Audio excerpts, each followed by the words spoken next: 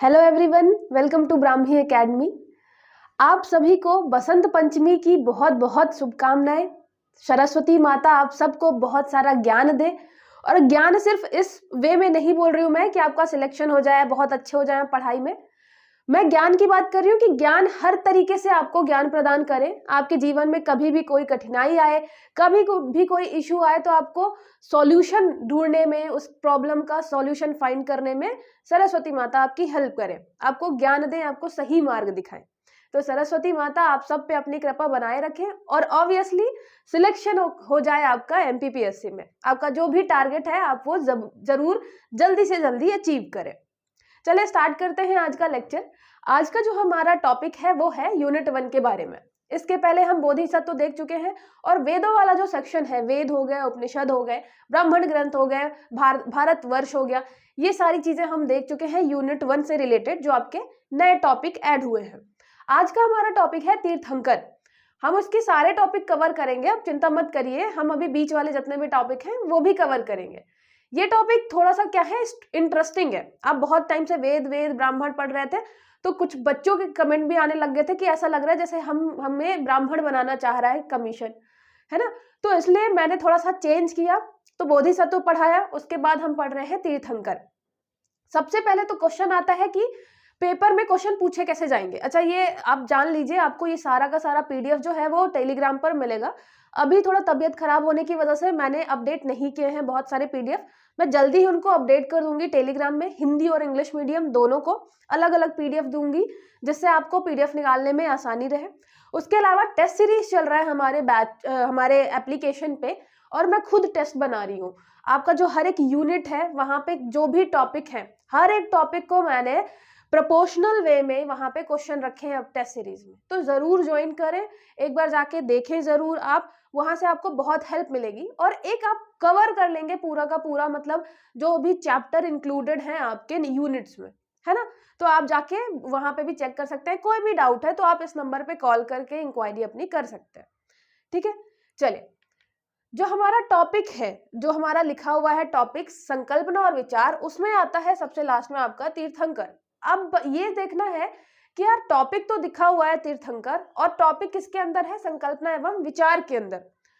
तो तीर्थंकर में क्या 24 तीर्थंकर के नाम पूछेगा या उनके बारे में पूछेगा? तो क्या आपको पूरे के पूरे तीर्थंकर के बारे में पढ़ना है, उनकी डिटेलिंग पढ़ना है, ऐसा है क्या? तो आपको भी पता है, मैंने जो बुक लिस्ट वाली आपको सीरीज बताई है, उसके अलावा सिलेबस भी मैंने डिस्कस किया है। वहां पे भी मैंने बताया है कि ये टॉपिक आपका, सारे टॉपिक जो है यूनिट 1 के, यूनिट 1 आपका हिस्ट्री है। अगर हम यूनिट 1 की बात करें जिसमें पूरी की पूरी हिस्ट्री है, उसमें एक सब टॉपिक है आपका संकल्पना एवं विचार, है ना। मैंने आपको बार बार यही बोला है कि आप उतना ही टाइम इस टॉपिक पे दें जितने नंबर से यहां से क्वेश्चन आने हैं। तो क्वेश्चन कितने आने हैं, यहां से आपका क्वेश्चन आ सकता है 1 से 2 क्वेश्चन। अब 1 से 2 क्वेश्चन के लिए अगर आप 24 तीर्थंकर के बारे में बिल्कुल एक एक चीज डिटेल में याद करते हैं, और वहां से पता चला अल्टीमेटली लास्ट में आपका वही पार्श्वनाथ, महावीर जैन, ऋषभनाथ, जो इंपॉर्टेंट है वही पूछे, तो कोई मतलब नहीं निकलता है। तो मेरा ये सजेशन रहेगा कि हम चीजें देखेंगे, जैसे उनके प्रतीक चिन्ह वगैरह हैं जो इंपॉर्टेंट है वो देखेंगे। जो आपके तीर्थंकर इंपॉर्टेंट है, ज्यादा जो क्वेश्चंस आते हैं बहुत सारे एग्जाम्स में, उनको देखेंगे और सबके नाम देखते हुए चलेंगे, जिससे आपको पता रहे कि हाँ ये नाम है, ठीक है। बहुत डिटेलिंग में नहीं जाएंगे, क्योंकि आपको भी पता है कि ये मतलब यहाँ से 1 से 2 क्वेश्चन आने हैं और आपके पास बहुत सारे टॉपिक है जहां से क्वेश्चन उठाया जा सकता है। आपका तीर्थंकर में जाके बिल्कुल डिटेल में कोई क्वेश्चन उठाने की ऐसे मतलब जरूरत नहीं पड़ेगी कमीशन को। तो इसलिए मैं भी कहूंगी कि आप इतना टाइम उसमें अपना ना लगाएं, ठीक है। उसी हिसाब से मैंने आज का लेक्चर भी तैयार किया है। सबसे पहले तो हम बेसिक से स्टार्ट करेंगे। बेसिक क्या है आपका, कि यहाँ पे जैन शब्द जो है वो किससे बना हुआ है, जिन से बना हुआ है। जिन मतलब क्या है भाई, विजेता। किसका विजेता? तो ये विजेता है इंद्रियों को जीतने वाला, मतलब अपनी जो सेंसेस हैं उनको जीतने वाला कहलाता है जिन। आपको भी पता है कि अगर आप अपनी इंद्रियां कंट्रोल कर लें तो बहुत सारी चीजें जो है आप कंट्रोल कर सकते हैं। ये बस नहीं कि आप जो सोचते हैं सिर्फ वो कंट्रोल कर सकते हैं, हर एक चीज। इवन कि आप देखेंगे हिमालय वगैरह में जो आपके साधु संत होते हैं, वो इतनी ज्यादा ठंड में होने के बाद भी आराम से तपस्या कर रहे होते हैं बिना ज्यादा कपड़े पहने हुए, है ना, बहुत ही कम कपड़े पहने होते हैं। तो ये माना जाता है कि अगर आप इंद्रियों को कंट्रोल कर लेते हैं तो आप अपना बॉडी टेम्परेचर जो है वो कंट्रोल कर सकते हैं। मतलब ठंड में बैठकर आप बहुत सारी फोटोज देखेंगे, ठंड में बिल्कुल आराम से बैठे हुए हैं, ऊपर तो कुछ पहन भी नहीं रखा, नीचे सिर्फ एक धोती पहन रखी है साधुओं ने, तो आप देखेंगे उनका जो टेम्परेचर है, मतलब अगर नॉर्मल कोई आदमी ऐसा करे तो तुरंत उसको क्या मतलब उसकी डेथ हो जाए, इतना ज्यादा ठंड लग जाने की वजह से, है ना। वो अपना क्या कर रहे हैं, टेम्परेचर रेगुलेट कर रहे हैं। तो कहाँ से आता है, ये सारी चीजें यहाँ से आती है। तो जैन शब्द में ये है कि भाई जो आपका इंद्रियों को जीतने वाला है, जो कंट्रोल कर लेगा, वो कहलाएगा जैन।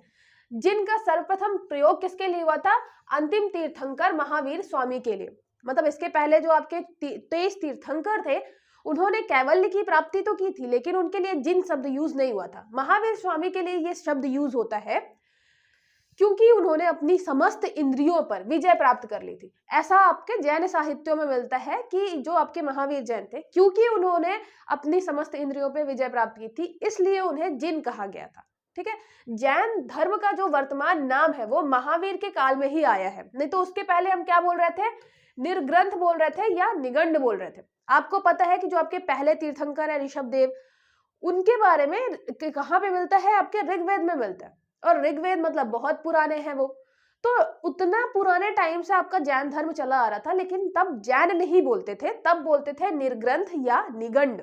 ठीक है, निर्ग्रंथ का क्या मतलब होता है, जिसने समस्त सांसारिक ग्रंथियों या बंधनों से अपना नाता तोड़ लिया हो। इसलिए जो बौद्ध साहित्य है वो महावीर को कहती है निर्ग्रंथ ज्ञानी पुत्र। उन्होंने सांसारिक ग्रंथियों या बंधनों से अपने आप को क्या कर लिया था, मतलब अलग कर लिया था। निगंधनाथ पुत्र भी बोलते हैं, बौद्ध साहित्य में बोलते हैं, याद रखिएगा, ये जैन साहित्य वाले नहीं बोल रहे। जैन साहित्य वाले आपको महावीर जैन को बोलेंगे जिन हो गया, ठीक है, केवलिन हो गया क्योंकि कैवल्य प्राप्त कर लिया था।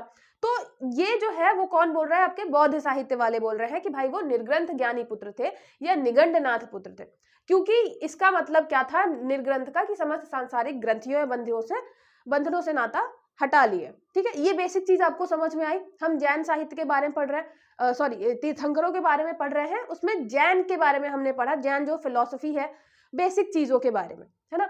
हम विचार और संकल्पना पढ़ रहे हैं ना, आइडियाज पढ़ रहे हैं, तो ये जैन धर्म का जो आइडिया है, बेसिक आइडिया, हम उसकी बात कर रहे थे। फिर आता है आपका जैन धर्म के इतिहास की जानकारी कहाँ से मिलती है। तो जैन साहित्य बहुत सारे हैं, उसमें से भगवती सूत्र, कल्प सूत्र, परिशिष्ट पर्वन, ये सारे आपको मिल जाएंगे जहां पे हमें इतिहास मिलेगा। याद रखिएगा, जो आपके लास्ट दो हैं, जो आपके लास्ट दो तीर्थंकर हैं, कौन कौन से, एक तो आपके हो गया पार्श्वनाथ और एक हो गया आपके महावीर स्वामी। इनके बारे में हमें मिलता है इतिहास में जानकारी काफी चीजों से, बुक वगैरह से, इसीलिए ये ऐतिहासिक कहलाते हैं। इसके अलावा जो आपके और तीर्थंकर है वो ऐतिहासिक नहीं कहलाते, है ना। तो मतलब इतिहास में उनके बारे में जानकारी ज्यादा नहीं मिलती है। ऋषभदेव वगैरह हो गए और अरष्टनेमी हो गए, उनके बारे में ऋग्वेद में मिलता है, लेकिन उसके अलावा ज्यादा चीजें नहीं मिलती है। लेकिन आपके जो पार्श्वनाथ और महावीर स्वामी है, सिर्फ ये जो है ये ऐतिहासिक माने जाते हैं, ये याद रखिएगा। ठीक है, बहुत सारी बुक्स में मिलते हैं और आपको पता है बहुत सारे प्रमाण भी मिलते हैं फिर इनके, ठीक है, ऐतिहासिक प्रमाण। तो ये हो गया। फिर बात करते हैं ये आपके 24 तीर्थंकर और उनके अलग अलग चिन्ह। ठीक है, अब यहाँ पे क्वेश्चन फिर से वही आता है कि हमें क्या सारे तीर्थंकर और उनके चिन्ह याद रखने हैं। तो ऐसा नहीं है।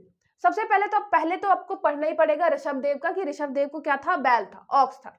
फिर अजितनाथ का याद रखिएगा, ये सेकंड नंबर पे थे, ये थे आपके हाथी। ठीक है, इनका था हाथी। तो सबसे पहले मैंने ये डायग्राम वाला इसलिए भी लगाया है, जिससे आप अगर इसको कम से कम 5 से 6 बार देखते हैं तो आधे से ज्यादा तो आपको याद ही हो जाएंगे। जैसे सबसे पहले तो आपका बैल है, तो सबसे पहले आपके कौन से हो गए, ऋषभदेव, तो उनका हो गया बैल। बैल के बाद आया अपना हाथी, हाथी के बाद आया घोड़ा, तो घोड़ा जो है वो संभव है।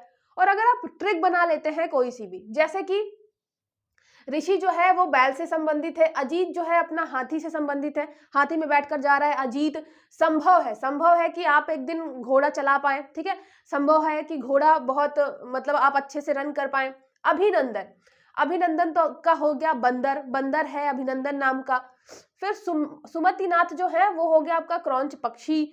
पद्म प्रभ हो गया आपके कमल। तो ऐसे अगर आप चाहे, पद्म पाणी जैसे हम कहते हैं ना कमल हाथ में है, वैसे ही पद्म मतलब आपका कमल।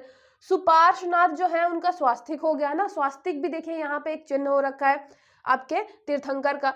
चंद्रप्रभ का सीधे सीधे चंद्रमा ही है। फिर पुष्पदंत का, पुष्प जो है आपके सुविधिनाथ, उनका मगर है, मगर भी बना के रखा है। शीतल, शीतल जो है कल्प वृक्ष। अब अगर हम किसी भी वृक्ष के नीचे बैठेंगे तो हमें बहुत शीतलता मिलेगी, इसलिए शीतलनाथ कल्प वृक्ष। तो अगर आप रिलेट करते हैं तो जरूर याद हो जाएंगे सारे के सारे। मैं ये बिल्कुल नहीं बोलूंगी कि सारे याद होने चाहिए, आपको इंपॉर्टेंट याद होने चाहिए। स्टार्टिंग के 3-4 होने चाहिए, लास्ट के आपको 3-4 होने चाहिए, है ना। फिर शीतल कौन है, कल्पवृक्ष है। फिर श्रेय, श्रेय हमने दे रखा है किसका, गेंडा को श्रेय दे रखा है। फिर वासु पूज्य, पूज्य कौन है, अपना भैंसा है। विमल कौन है, अपना सूकर है, ठीक है, विमल पान मसाला, तो सूकर से रिलेट करना उसको। फिर अनंत नाथ जो है उनका सेही है। धर्मनाथ जो है उनका वज्रदंड है। इन्होंने वज्र मतलब जानवर के अलावा भी आप देखेंगे कि बना रखे, जैसे वज्रदंड हो गया, स्वास्तिक हो गया, यहाँ पे आपको कलश मिलेगा, पेड़ भी बना रखा है हमने, ठीक है। फिर शांति, शांति क्या होता है, हमें हिरण को देख के, मृग को देख के बहुत शांति मिलती है। फिर कुंकुनाथ, कुंथुनाथ का है बकरा, बकरा भी बनाया है। अरनाथ का है मछली, ठीक है, तो मछली हो गया। मल्लीनाथ, याद रखिएगा मल्लीनाथ इंपॉर्टेंट है, इनका हो गया कलश।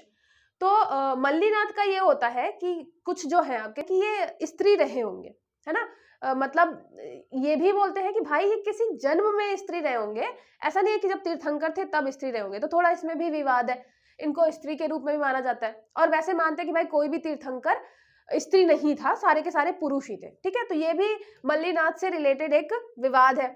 मुनि सुव्रत, इनका हो गया कछुआ। नेमीनाथ, ये नेमीनाथ है, नेमीनाथ का हो गया नील कमल, तो नेमी और नील। फिर अच्छा ये नमीनाथ ही है, यहाँ पे नमीनाथ हो गया नीलकमल। फिर नेमीनाथ हो गए आपके शंख, ठीक है, शंख भी हमने बना रखा है। पार्श्व, पार्श्वनाथ का हो गया सर्प। पार्श्व, वैसे भी आप पार्श्व जब बोलेंगे ना तो सांप की तरह थोड़ा सा श करेंगे, पार्श्व तो सांप हो जाएगा वहां से, ठीक है, तो फुफकारेंगे सांप की तरह, तो हो गया पार्श्वनाथ। ये लास्ट के वैसे भी आप याद रखिएगा, महावीर जो है अपने शेर की तरह बिल्कुल स्ट्रांग है, तो महावीर हो गया शेर, उसके जस्ट ऊपर है सांप, तो पार्श्व हो गए आपके सांप। नेमिनाथ 22 नंबर वाला भी याद रखिएगा, नेमिनाथ जो है नेमिनाथ, या ये आपके अरष्टी नेमी भी होते हैं, अरष्टी नेमी, अरष्टी नेमी जो है इनका हो गया आपका शंख, ठीक है। तो ये भी याद रखिएगा, अरष्टी नेमी और जो आपके ऋषभनाथ है, ऋषभ देव, इनका मिलता है ऋग्वेद में वर्णन, ठीक है। तो ये हो गया अरष्ट नेमी जिनका है शंख। तो देखिए शुरू से हो गया बैल, बैल के बाद आपका आता है हाथी, हाथी के बाद आता है घोड़ा, घोड़ा के बाद आता है बंदर। आप चाहें तो ऐसे रिलेट कर सकते हैं, नाम के साथ करिए, बंदर अभिनंदन नाम का बंदर है, और घोड़े को बैठना, उसको चलाना संभव है आपका। फिर अजीत जो है हाथी पे बैठा था, और ऋषि जो है वो बैलों को बहुत ज्यादा मानता है, ठीक है। फिर यहाँ पे आपके पार्श्व, अच्छा अरष्टी नेमी का शंख, जो आपका अरष्टी नेमी है वो शंख बहुत अच्छा बजा लेता है, ठीक है, अरष्टी शंख बहुत अच्छा बजाता है। पार्श्व सर्प, ठीक है, और फिर आपका वर्धमान जो है वो हाथी, ये शेर से रिलेटेड है। और बीच में जो है आप 1-2 बार जैसे ही देखते जाएंगे ना रिलेट करके, तब आपको याद हो जाएगा। अब क्योंकि टॉपिक तीर्थंकर दिया हुआ है, इसलिए ऐसा लगता है कि यार चिन्ह आप थोड़ा थोड़ा याद कर ले तो ठीक रहेगा। अगर बहुत ही गंदा आपका लक हुआ तो क्या पता क्वेश्चन आ ही जाए, ठीक है। और आपको पता है एक क्वेश्चन से बाहर हो जाते हैं, फिर बीच बीच में 1-2 क्वेश्चन तो डिलीट भी करेगा, 1-2 क्वेश्चन के एक्स्ट्रा आंसर भी देगा पीएससी। तो इन सब चीजों में आप अपना मतलब एक क्वेश्चन भी खराब नहीं कर सकते हैं, है ना, कट ऑफ हाई है ही। तो ये हो गया आपका मेन चीजें जो हमने यहाँ पे बता दिया कि कौन से तीर्थंकर आपके उनके जो चिन्ह हैं वो प्रतीक चिन्ह कौन कौन से हैं। अच्छा 24 तीर्थंकर ही क्यों, ज्यादा से कम क्यों नहीं? तो कुछ लोग रिलेट करते हैं इसको सांख्य दर्शन से, लेकिन मैंने इस पे थोड़ा सा रिसर्च करी। जेएनयू में एक है, मतलब जान पहचान की है, वहाँ पे मास्टर्स कर रही है फिलॉसफी में। मैंने उनसे भी बात करी, उन्होंने बोला ऐसे कोई हमारे फिलॉसफी में ऐसा नहीं बताया जाता लिटरेचर में कि मतलब ये रिलेटेड है ना, जैन धर्म ने वहां से चीजें उठाई है, कुछ भी कोई थॉट्स जरूर आपके क्या करते हैं, मैच करते हैं, लेकिन जैन आपका बिल्कुल अलग थॉट पे चलता है। और जो ये 24 तीर्थंकर वाला है, यहाँ पे जो ये 24 नंबर आ रहा है, तो उन्होंने बताया कि ये 24 नंबर एक्चुअली क्या है, मैथमेटिकल कैलकुलेशन है। वो कुछ चीजें कैलकुलेट करते हैं, मैथमेटिक्स, मैंने बहुत डिटेलिंग नहीं पूछी, बस ये था कि बहुत सारी क्या करते हैं चीजें, वो कैलकुलेट करते हैं मैथमेटिकली, उसके बाद आता है कि भाई 24 ही हो सकते हैं, ना ज्यादा ना कम। इसीलिए आप देखेंगे कि ऋषभ देव जो है उनके पुत्र थे बाहुबली, जो कि फिर शुरू में तो मतलब थोड़ा सा युद्ध वगैरह में इन्वॉल्व रहते हैं, फिर वो क्या करते हैं, उनको भी कैवल्य प्राप्त होता है, ज्ञान प्राप्त होता है, लेकिन उनको हम तीर्थंकर नहीं बोलते हैं। और उसके बाद जब आपके सबसे लास्ट में मतलब महावीर जैन के बाद भी जितने भी बचते हैं लोग, उनको भी कभी हमने नहीं बोला कि भाई मतलब कोई भी तीर्थंकर है या अभी तीर्थंकर आएगा। नंबर हमने क्या बना रखा है, सिर्फ 24 बना रखा है, ठीक है। तो उन्होंने बोला कि ये अपने जो जैन धर्म वाले लोग हैं वो क्या करते हैं, अपना मैथमेटिकल कुछ इंक्लूड मतलब कैलकुलेट करते हैं, उसके बाद ये निकाला है नंबर। तो ये याद रखिएगा। अब पूछे ना पूछे वो अलग बात है, लेकिन आपको पता होना चाहिए। फिर बात करते हैं ऋषभ देव के बारे में। सबसे पहले तीर्थंकर आपके जैन अनुश्रुति के अनुसार क्या थे, ये इक्ष्वाकु भूमि अयोध्या में पैदा हुए थे। अब देखिए इक्ष्वाकु वंश के कौन थे, अपने राम जी भी थे, तो कहीं ना कहीं से राम जी के ये क्या रिलेशन वगैरह में रहे होंगे, ये मतलब वंशज सेम ही वंश के थे ना, तो वंशज रहे होंगे कभी ना कभी। तो ये आपके ऋषभ देव हो गए इक्ष्वाकु वंश के। अयोध्या में जन्म हुआ था इनका। इनके दो पुत्र थे, एक का नाम था भरत, दूसरे का नाम था बाहुबली। और जब मैंने आपको भारतवर्ष वाला कॉन्सेप्ट पढ़ाया है तो मैंने ये भी बताया है कि जो आपके जैन साहित्य वाले हैं और कुछ लोग हैं वो ये मानते हैं कि ऋषभ देव के जो पुत्र थे भरत, उनके नाम पे आपका भारतवर्ष पड़ा होगा, मतलब भारत नाम पड़ा होगा, ठीक है। बाहुबली क्या थे, शुरू में तो भारत से लड़ाई करते हैं अपने राज्य के लिए, फिर वो क्या करते हैं, उनको बहुत बुरा लगता है, फिर वो तपस्या वगैरह करते हैं, और जब उनको ज्ञान की प्राप्ति होती है उसके बाद वो गोमतेश्वर के नाम से फेमस होते हैं। और आपको भी पता है कि यहाँ कर्नाटक में श्रवणबेलगोला में गोमतेश्वर जी की बहुत बड़ी मूर्ति है, तो फिर ये पूजे भी जाते हैं, लेकिन तीर्थंकर नहीं माने जाते, ठीक है। तो ये याद रखिएगा इनके बारे में। फिर जो आपके ऋषभ देव की मृत्यु है वो हुई थी 8वां कैलाश पर्वत पर हुई थी। इनके बारे में ऋग्वेद में भी मिलता है। तो आप ये चीज ये समझिए कि जैसे मतलब सनातन धर्म अपना चल रहा था, साथ ही साथ में आपके जो कुछ ऋषि थे जो कि कैलाश पर्वत में, पर्वतों में ही जाके क्या करते थे, तपस्या वगैरह करते थे और एकांत में जाके बिल्कुल ध्यान लगाते थे। तो ऐसे ही थे अपने ऋषभ देव। और आपको भी पता है शुरू में हम ऐसे जैन धर्म नाम नहीं बोल रहे थे, निर्ग्रंथ बोल रहे थे, जो सांसारिक बंधनों से बिल्कुल दूर हो गया है, मोह माया से दूर हो गया है, ठीक है। तो ये आपके ऐसे ऋषभ देव थे, तो इसलिए आपको ऋग्वेद में भी मिलेगा, रामायण से भी संबंधित वो मिलेंगे, रामायण से नहीं मतलब आपके इक्ष्वाकु वंश से संबंधित मिलेंगे। फिर प्रारंभिक भागवत पुराण में ऋषभ देव को विष्णु का अवतार भी माना गया है। आपने देखा था बुद्धिज्म में भी कि बुद्ध को हम मानते हैं विष्णु जी का अवतार, ऐसे ही ऋषभ देव को भी बुद्ध आपके किसका मानते हैं, विष्णु जी का अवतार मानते हैं, ठीक है। तो ये भी याद रखिएगा प्रारंभिक भागवत पुराण में, ठीक है। नेक्स्ट देखिए, फिर अजीतनाथ जो है वो उनका चिन्ह है आपका हाथी। इन्होंने निर्माण कहाँ प्राप्ति की थी, संवेद पर्वत में। ये पर्वत जरूर याद रखिएगा, ये बहुत इंपॉर्टेंट है। यहाँ पे लगभग 20 तीर्थंकरों को है, कहाँ पे, झारखंड में। ऐसा भी नहीं हम हिमालय की बात कर रहे हैं, झारखंड वाले इलाके में संवेद पर्वत है। संवेद पर्वत में 20 तीर्थंकरों को वहां पे निर्माण प्राप्ति हुई है, कैवल्य की प्राप्ति हुई है, ठीक है। तो ये जरूर याद रखिएगा। जो आपके सेकंड नंबर है अजीतनाथ या अजीतनाथ, ये आपको इनको भी वहीं पे कैवल्य की प्राप्ति हुई थी, ठीक है। ये भी अयोध्या वाले इलाके से ही थे। चिन्ह इनका हाथी याद रखिएगा। फिर अरष्टी नेमी, ये 22वें तीर्थंकर है। 22वें तीर्थंकर है, इनका ऋग्वेद में वर्णन है। ऋग्वेद में 2 लोगों का वर्णन मिलेगा, एक तो ऋषभ देव का, दूसरा अरष्टी नेमी का, ठीक है। 22वें नंबर वाले याद रखिएगा, मतलब बीच वाले कहीं ना कहीं रहे ही होंगे। और उसी, अब ये इनका टाइम देखिए आप, ये कृष्ण जी के चचेरे भाई थे, मतलब जो आपके इनके पापा हैं और जो आपके कृष्ण जी के पापा हैं वो भाई भाई थे, तो ये कजन लग रहे थे एक दूसरे के, मतलब अरष्टी देवी और कृष्ण जी एक दूसरे के कजन थे, ये याद रखिएगा, है ना। तो मतलब ये किससे रिलेटेड हो गए, आपके महाभारत काल से। तो रामायण काल से आपके रिलेटेड हो गए कौन, आपके ऋषभ देव जी, और महाभारत में आपको नाम मिल जाएगा अरष्टी नेमी का, है ना। तो ये नाम नहीं मिलेगा, मतलब मैं रिलेशन बता रही हूँ कि 22वें तीर्थंकर, वर्णन इनका ऋग्वेद में मिलता है, ठीक है। और अरष्टी नेमी का क्या है आपका, शंख। शंख बहुत अच्छा बजाते थे ये, ठीक है, शंख चिन्ह है ये इनका। फिर नेक्स्ट देखिए, पार्श्वनाथ की बात करें, 23वें तीर्थंकर। यहां से एक्चुअली चालू होता है जैन धर्म में थोड़ा काम, ठीक है। तो यहाँ पे क्या होता है, ये प्रथम ऐतिहासिक तीर्थंकर है, इनके बारे में इतिहास में जानकारी मिलती है। ये काशी नरेश अश्वसेन के पुत्र हैं। अभी ये याद रखिएगा, ठीक है। काशी नरेश अश्वसेन के पुत्र, माता का नाम है वामा। 30 वर्ष की अवस्था में घर से त्याग कर सम्मेद पर्वत, ये वही सम्मेद पर्वत झारखंड वाला, ठीक है, कठोर तपस्या करते हैं और सिर्फ 84 दिन में, आपको पता है महावीर जैन को बहुत टाइम लग गया था, 12 साल लग गए थे, इनको सिर्फ 84 दिन में क्या हुआ, कैवल्य की प्राप्ति होती है, ठीक है। बहुत ही कम टाइम लगा था इनको, ऐसा मानते हैं कि सबसे कम, सब सारे तीर्थंकरों में सबसे कम टाइम इन्हीं को लगा था, पार्श्वनाथ जी को, ठीक है। काशी के थे और उसके अलावा ऐतिहासिक तीर्थंकर है। पापा जी का नाम अश्वसेन, मम्मी जी का नाम वामा, ठीक है। फिर जैन धर्म को सुनियोजित उन्होंने ही किया था, सुनियोजित और सुव्यवस्थित, इन ज्ञान और दर्शन के तत्व की भी इन्होंने बात की। मतलब एक जो धर्म है, अगर हम किसी धर्म की बात करें, संप्रदाय की बात करें, तो उसके पीछे एक फिलॉसफी होनी चाहिए, जिसको हम क्या कर रहे हैं, प्रोपोगेट कर रहे हैं, उसको हम प्रचार प्रसार कर रहे हैं। तो वो शुरुआत हुई थी किसके टाइम पे, आपके पार्श्वनाथ के टाइम पे। और फिर जब महावीर जैन आए तो उन्होंने और सारी जो फिलॉसफीज हैं वो दी और उनका बहुत प्रचार प्रसार किया। प्रचार प्रसार करने के लिए अभी हम देखेंगे कि उन्होंने बहुत सारे मतलब गण बनाए थे, जैसे कि बौद्ध धर्म वाले संघ बनाते थे, सेम ऐसे ही कि बहुत सारे लोग मतलब अलग अलग, आप क्या बनेंगे, मठ बनाएंगे, मतलब बौद्ध धर्म में मठ वगैरह बनाते थे, फिर लोग अपॉइंट करते थे कि भाई तुम क्या करोगे, प्रचार प्रसार करोगे। सेम ऐसे ही जैन धर्म वाले भी कर रहे थे प्रचार प्रसार के लिए। शुरुआत कहाँ से हुई थी, तो आपके पार्श्वनाथ से हुई थी।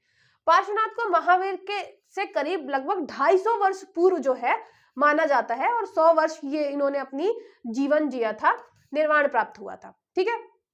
तो पार्श्वनाथ लगभग 250 साल पहले आ गए थे महावीर स्वामी के। तो अगर महावीर स्वामी का हम देखें कि ये अगर 599 में आते हैं, कहीं कहीं पे आपको 599 मिलेगा, कहीं कहीं पे 5 क्या मिलेगा आपको, यहाँ पे 540 BC ईसा पूर्व मिलेगा, है ना, ईसा पूर्व की बात कर रहे हैं हम, सीधी बात है, ईसा पूर्व। तो यहाँ पे ये मिल सकता है आपको, तो इसके 250 साल पहले आपके पार्श्वनाथ जी आ गए थे, ठीक है। तो आप देखेंगे जैन धर्म जो है बहुत पुराना है, बहुत टाइम से चला आ रहा था, बस नाम नहीं था जैन धर्म का, और उसकी जो दर्शन थे वो दर्शन आपको मिलते हैं पार्श्वनाथ जी के टाइम से, ठीक है। इनका क्या है, इनका है सर्प, याद रखिएगा, सांप, पार्श्व और सर्प से रिलेट करना है। अश्वसेन, अश्वसेन पिताजी का नाम और वामा माता जी का नाम, काशी के थे। अच्छा, एक अभी आपको यहाँ पे देखिए एक टॉपिक मिलेगा, ये गणतंत्र, यहाँ पे एक आपको टॉपिक मिलेगा गणतंत्र। गणतंत्र ऐसे ही लिखा हुआ है, जिसको बोलते हैं रिपब्लिक आज के टाइम पे। तो अभी आपको पढ़ने हैं गणतंत्र, कौन कौन से गणतंत्र थे हमारे भारत में। तो यहाँ पे आप देखेंगे कि जो ये आपके चाहे वो जैन धर्म हो चाहे बौद्ध धर्म हो, ये जो आपके थे क्षत्रिय थे, और ये ऐसे इलाके से आ रहे थे जहां पे जो आप गणतंत्र देखेंगे ना, गणतंत्र वाली व्यवस्था थी, या जो आपका जो सोसाइटी थी वो थोड़ा लिबरल थी। इसीलिए आप देखेंगे कि बिल्कुल ये विचार आ पाए। जो सोसाइटी आपकी लिबरल नहीं थी, जिसमें मतलब राजा का ज्यादा कंट्रोल होता था, जहां लोग लिमिटेड सोच रखते थे कि भाई इतना ही कर सकते हैं, इतना ही लिमिटेशन ज्यादा है सोसाइटी में, ब्राह्मणवाद ज्यादा है, वहां पे नहीं आए थे ऐसे थॉट्स, है ना, वहां पे ब्राह्मण और जैन धर्म का उदय नहीं हुआ था। तो ये भी याद रखिएगा आप कि अभी हम जब पढ़ेंगे आपके गणतंत्र के बारे में, तब मैं आपको डिटेल में बताऊंगी कि कैसे इनके आपके देखेंगे कि गणतंत्र की वजह से एक सोसाइटी का जो इन्वायरमेंट था उसकी वजह से नए धर्म का उदय हुआ, है ना। और इस टाइम पे लगभग आपके 64 धर्म आए थे, 64 संप्रदाय आए थे उस टाइम पे लगभग, ठीक है। जब आपका महावीर आपके जैन धर्म और बौद्ध धर्म आए थे, उस पूरे टाइम में आपके 64 संप्रदाय आए थे। उसके अलावा अगर हम पूरे वर्ल्ड की बात करें तो पूरे वर्ल्ड लेवल में चल रहा था, ऐसे नए नए धर्मों का उदय हो रहा था, नए नए संप्रदायों का उदय हो रहा था। तो ये भी याद रखिएगा। फिर बात करते हैं हम महावीर जैन की। अब आपको पता है महावीर स्वामी सबसे ज्यादा इंपॉर्टेंट है, इनके बारे में हिस्ट्री वाले पोर्शन में भी चाहे तो शुरू से लेकर लास्ट तक एक एक चीज हमें पढ़नी पड़ती है। सेम ऐसे ही अब तीर्थंकर दिया ही हुआ है, तो सबसे इंपॉर्टेंट तीर्थंकर हमारे महावीर स्वामी जी। महावीर स्वामी जी हमारे 24वें तीर्थंकर, जैन धर्म के वास्तविक संस्थापक माने जाते हैं, ठीक है। ये लगभग 540 ईसा पूर्व वैशाली के निकट कुंडग्राम में पैदा हुए थे। वैशाली वज्जी वाला जो इलाका है, ठीक है, बिहार, वहां पे जन्म हुआ। 540, कहीं कहीं पे आपको 599 ईसा पूर्व में मिलेगा, ये भी याद रखिएगा। तो दो मिलते हैं, एक 599 मिलता है, एक 540 मिलता है। फिर 72 साल तक जीते हैं, तो 599 वाले का 527 लगभग जाता है, और ये 400 जो आपका 540 है, इसका लगभग जाता है 468, ठीक है, ईसा पूर्व। तो उस हिसाब से देखिएगा कि अगर 599 है ईसा पूर्व तो ये 527 ईसा पूर्व तक जाता है, और अगर हम 540 ईसा पूर्व में जन्म लेकर चलते हैं तो ये कम से कम 468 ईसा पूर्व तक जाता है, बीसी, है ना, बिफोर क्राइस्ट। तो यहां तक जाता है। तो ये लगभग 72 साल तक जीवित रहे थे आपके महावीर स्वामी। तो ये दोनों याद रखिएगा, क्योंकि ये कंफ्यूजन होता है अगर आपको पता चला कि ऑप्शन में दिया हुआ है, आपको लगे कि ये तो आंसर होगा ही नहीं और फिर आंसर मान लिया 599, तो ये भी जरूर याद रखिएगा। हुआ कहाँ था? वैशाली के निकट कुंडग्राम में। तो कुंडल वुंडल पहन के महावीर स्वामी हमारे महावीर स्वामी ने जन्म लिया था। ये सब मैं रिलेट करने के लिए बोल रही हूँ, है ना, ये याद रखिएगा। बचपन का नाम वर्धमान था, ज्ञातक कुल से संबंधित थे, पिता का नाम सिद्धार्थ था, जो वज्जी संघ के प्रमुख सदस्य थे। वज्जी एक पूरा का पूरा संघ था, उसमें एक प्रमुख सदस्य थे। माता का नाम था त्रिशला। अभी जो त्रिशला थी वो किसकी बहन थी? ये वैशाली के लिच्छवी कुल के प्रमुख चेटक की बहन थी। और आपको ऐसे मिलेगा बिंबिसार जो है, चेटक की 2 बहनें थी, 2 बहन। एक बहन की शादी होती है आपके पिता, जो महावीर जी के पिता है सिद्धार्थ, मतलब महावीर जी की जो मम्मी है। एक तो है महावीर की माँ जिनका नाम है त्रिशला, और दूसरी है बिंबिसार की वाइफ, बिंबिसार की वाइफ। मतलब बिंबिसार जो है मगध वाले, वो जो है वो और महावीर स्वामी जो है वो रिलेटिव थे, ये भी याद रखिएगा, ठीक है। और इसीलिए आप देखेंगे कि आपके जो महावीर स्वामी है वो पहले आ गए थे गौतम बुद्ध से। तो इसीलिए शुरू में जो आप देखेंगे जितने भी राजा थे वो प्रमोट कर रहे थे आपके जैन धर्म को, क्योंकि ये शुरू में आ गया था। साथ ही साथ अब रिलेटिव भी है, महावीर स्वामी हमारे बिंबिसार के रिलेटिव भी निकल आते हैं, ठीक है। फिर इनका विवाह जो है वो कुंदिन गोत्र की कन्या जो थी यशोदा जी, उनसे होता है। अच्छा, जो एक आपका सेक्ट है इसमें दिगंबर वाला, वो नहीं मानता कि शादी हुई थी, है ना। श्वेतांबर वाले मानते हैं कि शादी हुई थी। पुत्री का नाम था अड़ोज्या, और फिर इनकी शादी करते हैं आपके किसके? जाबाली के साथ। 30 वर्ष की आयु में इन्होंने घर छोड़ा था, घर त्याग करके गए थे अपने बड़े भाई नंदीवर्धन से पूछकर। तो नाम वगैरह याद रखिएगा। पिता का नाम सिद्धार्थ, माता का नाम त्रिशला, लिच्छवी कुल की चेटक की बहन, पत्नी का नाम यशोदा, पुत्री का नाम अड़ोज्या, दामाद का नाम जाबाली, भाई का नाम नंदीवर्धन। 30 साल में घर छोड़ा था। बीच बीच में आपको इंग्लिश वाली चीजें भी मिल जाएंगी, ये पूरा का पूरा। फिर वो सबसे पहले पार्श्वनाथ के शिष्य बने थे, और उन्होंने थॉट्स वगैरह उनसे सीखे, उनके थॉट को देखा कि यार अच्छा ये चीजें हैं, उनको समझ में आई। फिर नालंदा में उनकी भेंट हुई थी मक्खिलपुर गोशाल। ये मक्खिल पुत्र गोशाल जो थे, आपको ये वो मिलेंगे आजीवक संप्रदाय की इन्होंने क्या की थी? स्थापना की थी। तो शुरू में तो साथ में ही दोनों काम कर रहे थे, फिर उसके बाद दोनों अलग होते हैं और ये जैन धर्म को प्रोपोगेट करते हैं, उसके बारे में चीजें बताते हैं। और जो आपके मक्खिल पुत्र हैं वो आजीवक संप्रदाय को प्रोपोगेट करते हैं, प्रचार प्रसार करते हैं, ठीक है, जिन्होंने आगे चलकर आजीवक संप्रदाय की स्थापना की। तो ये मक्खिल पुत्र गोशाल, ये भी याद रखिएगा कि जो आपके मक्खिल पुत्र हैं ये किसके टाइम पे थे? महावीर स्वामी के टाइम पे ही थे, ठीक है। 42 वर्ष में महावीर को, यहाँ पे याद रखिएगा, जम्भिक गांव था, रजुपालिका नदी थी, साल का वृक्ष था। ये होता है ना कि किस वृक्ष के नीचे, किस नदी के किनारे, किस गांव में आप निर्माण मिला, कैवल्य मिला। तो कैवल्य कहाँ पे मिला था? जम्भिक गांव, ऋजुपालिका नदी, साल वृक्ष के किनारे, ठीक है। ये मिला आपके महावीर स्वामी को ज्ञान, कैवल्य। अब यहाँ पे जो चीजें याद करनी है मैंने आपको बता दिया। पिताजी का नाम, माताजी का नाम, पत्नी का नाम यशोधरा, पुत्री का नाम, दामाद का नाम, फिर आपके गुरु पार्श्वनाथ थे, फिर उसके बाद मक्खिल पुत्र साथ में ही थे, फिर जम्भिक गांव था, ऋजुपालिका नदी थी, उसके अलावा कैवल्य प्राप्त किया साल वृक्ष के नीचे। ये हो गया 42 साल में जाके किया, है ना। फिर आता है कैवल्य प्राप्त होने के बाद महावीर स्वामी को केवलिन बोला गया। जो कैवल्य प्राप्त कर लिया तो केवलिन बोला गया। उसके अलावा जिन भी बोला गया। जिन मतलब विजेता, इंद्रियों को जीतने वाला, तो जिन भी कहा गया और निर्ग्रंथ भी कहा गया। ऐसी उपाधियां दी गई आपके महावीर स्वामी को। फिर महावीर स्वामी जैन धर्म का जो आचारंग सूत्र है उसमें महावीर स्वामी की तपस्या, काया क्लेश का वर्णन मिलता है। तो आचारंग स्वामी में महावीर स्वामी की तपस्या मिलेगी, ठीक है। फिर इनका जो प्रथम उपदेश था वो राजगृह के वितुलाचल पर्वत पर हुआ था। तो जब अपना प्रथम उपदेश देते हैं तो वो राजगृह में आके देते हैं। फिर अपने विचारों को प्रचार प्रसार करने हेतु 11 गणों को नियुक्त किया था। मतलब 11 ऐसे लोग थे जिनको बोला हमने गण, उनको नियुक्त किया था। प्रत्येक गण का एक प्रधान होता था। मतलब ऐसे मान लीजिए कि ऐसे इन्होंने बहुत सारे क्या बना रखे हैं, ऐसे ग्रुप बना रखे हैं, 11 ग्रुप बना रखे हैं। हर एक ग्रुप को हम बोल रहे हैं गण। गण का एक प्रधान होगा, मतलब किसी ना किसी को प्रधान भी तो बनाना पड़ेगा ना। तो हम किसको प्रधान बनाएंगे, तो जो प्रधान बनेगा उसको बोलेंगे गणधर। तो इनके टाइम पे सीधी बात है 11 गणधर होंगे। 11 अलग अलग ग्रुप हैं जिनको प्रचार प्रसार करने के लिए काम दे रखा है। 11 गणधरों का हर एक का प्रधान, मतलब 11 गण है, गण का हर एक का प्रधान है, तो उसको हम बोल रहे हैं गणधर। ठीक है, याद रखिएगा, ये शब्द याद रखिएगा, गणधर।